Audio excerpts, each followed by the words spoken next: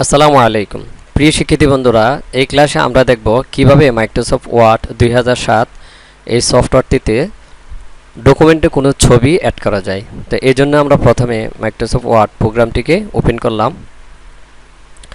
তো এখানে যদি আমরা কোনো ছবি অ্যাড করতে চাই তাহলে আমরা যাব ইনসার্ট মেনুতে, এখান থেকে আমরা যাব পিকচারে। তো এখানে পিকচারে ক্লিক করার পরে কম্পিউটারে যেখানে আমার ছবি রয়েছে আমি ওখানে যাব। তো আমি খুঁজে দেখছি কোথায় আমার ছবি রাখা আছে। তো এই যে একটি ছবি আছে, তো আমি চাচ্ছি এই ছবিটিকে আমার ডকুমেন্টে অ্যাড করার জন্য। তো এবার আমি এই ছবিটিতে ক্লিক করে ইনসার্টে ক্লিক করব, তাহলে আমার ডকুমেন্টে কিন্তু একটি ছবি যুক্ত হয়েছে।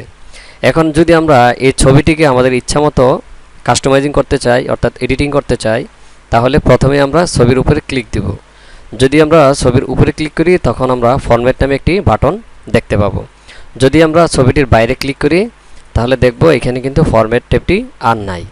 তো যদি আমি ছবিটিকে এডিট করতে চাই তাহলে আমাকে ফরম্যাট বাটনটি আনতে হবে, আর ফরম্যাট বাটনটি আনার জন্য আমি ছবির উপরে ক্লিক দিব। তাহলে দেখতে পাচ্ছি আমার এখানে কিন্তু ফরম্যাট যেই মেনুটি এটি কিন্তু চলে আসছে। প্রথমে আমি এই ফরম্যাট বাটন থেকে এই টেক্সট ওয়ার্পিং এখান থেকে আমরা দিব ইন ফ্রন্ট অফ টেক্সট। এখানে ক্লিক করার পরে এবার আমি এই পয়েন্ট থেকে ছবিটিকে একটু ছোট করে নিব। এবার ছবিটিকে আমি এখানে বসাবো।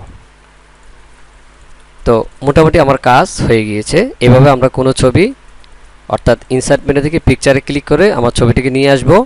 আনার পরে ছবিটিকে রিসাইজ করার জন্য বা আমার ইচ্ছা অনুযায়ী ছবিটিকে বসানোর জন্য আমরা ফরম্যাটে যাব। ফরম্যাট থেকে প্রথমেই এই টেক্সট ওয়ার্পিং থেকে ইন ফ্রন্ট অফ টেক্সট এখানে ক্লিক করব।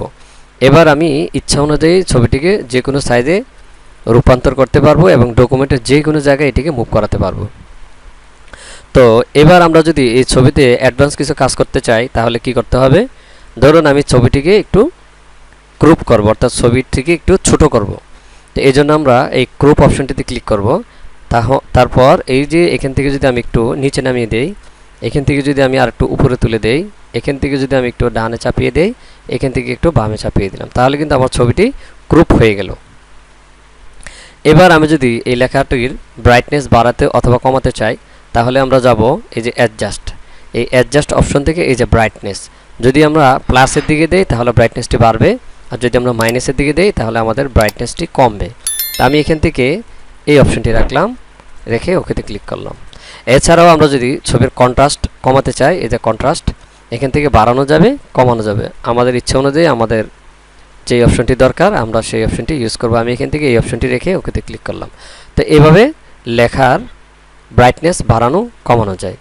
তো এছাড়াও যদি আমরা এই যে পিকচার স্টাইল আছে এগুলো যদি অ্যাপ্লাই করতে চাই, যেমন আমি যদি এখানে ক্লিক করি, তা আমি ছবিটিকে একটু এই পাশে নিয়ে আসি। এবার যদি আমি এখানে ক্লিক করি, এবার যেই ডিজাইনের উপরে আমি ক্লিক করব আমার ছবিটি কিন্তু ওই ডিজাইনেই কনভার্ট হয়ে যাবে। তাহলে আমরা দেখতে পাচ্ছি আমাদের ছবিটি কিন্তু বিভিন্ন ডিজাইনে পরিবর্তন হয়ে যাচ্ছে।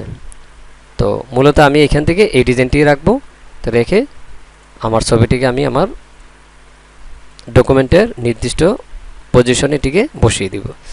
তো মূলত এভাবেই একটি ছবি ডকুমেন্টে অর্থাৎ এই ইনসার্ট থেকে পিকচার অপশনের মাধ্যমে ডকুমেন্টের ছবি ইনপুট করা যায় এবং ছবিতে ক্লিক করার পরে যে ফরম্যাট ট্যাবটি পাওয়া যায় অর্থাৎ মেনুটি, এখান থেকে বিভিন্ন ধরনের অপশন ইউজ করে এটিকে পজিশন মতো বসানো যায় এবং এডিট করা যায়। তা আজকে এই পর্যন্তই, পরবর্তী ক্লাসে ভিন্ন কোনো অপশন নিয়ে আপনাদের সামনে হাজির হব। আসসালামু আলাইকুম।